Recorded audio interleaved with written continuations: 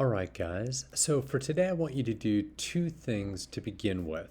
I know I mentioned this in the announcement, but I thought I'd give you a brief video showing you exactly what I'm looking for. First, I want to make sure all of you download JASP. So JASP is a free, very powerful, really wonderful stats program. It's one I'd highly recommend.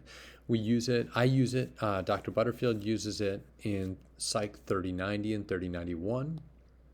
And it's a great way to do statistics that's very easy and lets you actually see your statistics happen as you make changes in them. So it's a great program. You go here, you download JASP for your operating system, and you get it up and running. That's the first thing. The second thing I want you to do is I think almost all of you are already registered on OSF, but OSF is the Open Science Foundation, and it does a lot of things. Its main purpose is to try to get people to make their data public so that other people can replicate their findings and kind of check their work. But one of the other nice things is it serves as a data repository that allows people to share data between them. And that's what we're going to use it for. So what I want you to do is for those of you who have not yet created an account, you can sign up for an account. And please use your Point Loma email address to do that, because that's how I've included you.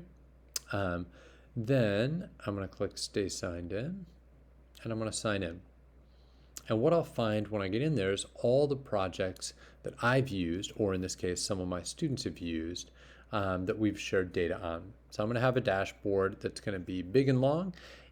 Most of you guys will have either one or two studies on there, or if it's a new account, it's a fresh study. But what I've done is to create an account for us for this year, 2021, 2022. And what you'll see on there is I have added all of you guys as contributors. Abby did not yet have an account, so Abby, once you make yours using your Point Loma email address, you should be able to access this as well. What I've also done is to upload two data files on there. One is called Fake Repeated Measures Data, so you're going to find another video down below in which I take you through how to do a repeated measures in NOVA. So if you want to follow along and try to just repeat what I've done in there, feel free to use this data set, and I'll show you in just a moment how to do that. The other one is called the Psych 4020, it's a long name, Psych 4020 Survey Combined, Spring 2021, Time 1 and Time 3 variables only for blah, blah, blah, blah, blah. It's the only other file in there. This is the one that you're actually going to use to test your hypotheses this week, okay? So now let me show you how to do that. Once you've downloaded JASP and you open it up, one of the great parts of JASP is it allows you to open data files, not just on your computer and not just in the data library. There's a whole bunch of sample files that they've made, but in the OSF.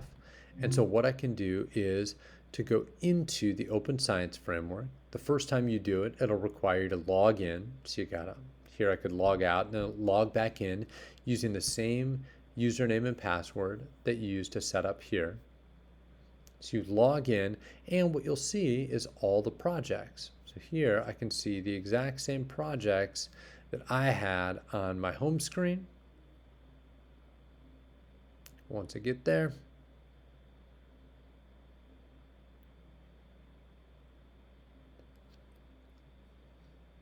almost.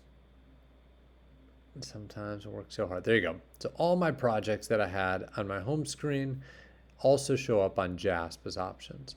So what I'm going to do is to click into this year's project, and then you always have to click into OSF storage. That's the second layer. And then what you're going to find is the two surveys for today. So in the next video, you're going to see the fake repeated measures data, and I'm going to take you through how to use this data to run a repeated measures ANOVA. Okay? But you can also open this data, which is the real data we're going to be using for your first set of hypotheses.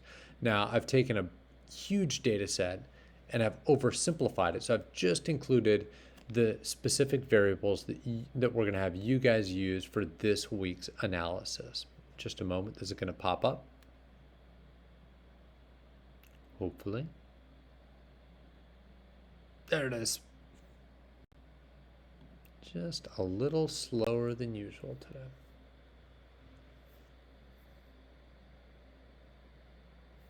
And there it is. What you'll find is when you download files from the internet, you're kind of using that OSF server, it may take a little bit longer, especially depending on what your internet speed is.